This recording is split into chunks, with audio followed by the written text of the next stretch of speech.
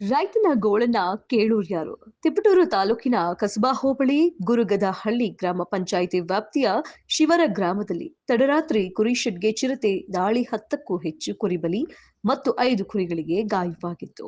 ಶಿವರ ಗ್ರಾಮದ ರೈತ S R Rajashekhar late ರಂಗರಾಮಯ್ಯ ಎಂಬುವವರಿಗೆ ಸೇರಿದ ಕುರಿಗಳು. ಘಟನೆಯ ಬಗ್ಗೆ ಅರಣ್ಯ ಇಲಾಖೆ ಅಧಿಕಾರಿಗಳಿಗೆ ಗ್ರಾಮಸ್ಥರು ಮಾಹಿತಿ ನೀಡಿದ ಮೇರೆಗೆ ಸ್ಥಳಕ್ಕೆ ಆಗಮಿಸಿದ ಸಿಬ್ಬಂದಿ ಪರಿಶೀಲಿಸಿ ಚಿರತೆಯ ದಾಳಿಯಿಂದಾಗಿಯೇ ಮೇಕೆಗಳು ಸಾವನ್ನಪ್ಪಿವೆ ಎಂಬುದಾಗಿ ತಿಳಿಸಿದ್ದಾರೆ. ಮೃತಪಟ್ಟಿರುವ ಮೇಕೆಗಳ ಕತ್ತಿನ ಭಾಗದಲ್ಲಿ ಕೋರೆ ಹಲ್ಲುಗಳಿಂದ ಕಚ್ಚಿದ ಆಳವಾದ ಗಾಯಗಳಾಗಿದ್ದು, ಮೈ ಮೇಲೂ ಉಗುರಿನಿಂದ ತರಚಿದ ರೀತಿಯಲ್ಲಿ ಆಳವಾದ ಗಾಯಗಳಾಗಿವೆ.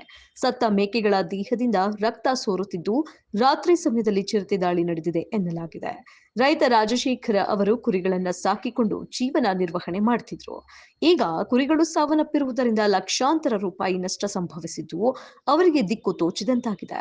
ಅರಣ್ಯ ಇಲಾಖೆ ಸಂಕಷ್ಟಕ್ಕೆ ಸಿಲುಕಿರುವ ರಾಜಶೇಖರ್ ಅವರಿಗೆ ಸೂಕ್ತ ಪರಿಹಾರ ನೀಡಬೇಕು ಎಂದು ಗ್ರಾಮಸ್ಥರು ಒತ್ತಾಯಿಸಿದ್ದಾರೆ.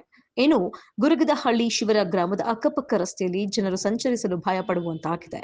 ದನ ಕರುಗಳನ್ನು ಮೇಯಿಸುವವರು ಮತ್ತು ಜಮೀನಿಗೆ ತೆರಳುವವರು ಈಗ ಆತಂಕಕ್ಕೆ ಒಳಗಾಗಿದ್ದಾರೆ. ಹಾಗಾಗಿ ಚಿರತೆಗಳನ್ನು ಬೋನು ಇರಿಸಿ ಸೆರೆ ಹಿಡಿಯಬೇಕೆಂದು ಗ್ರಾಮಸ್ಥರು ಅರಣ್ಯ ಇಲಾಖೆ ಅಧಿಕಾರಿಗಳಲ್ಲಿ ಮನವಿ ಮಾಡಿದ್ದಾರೆ.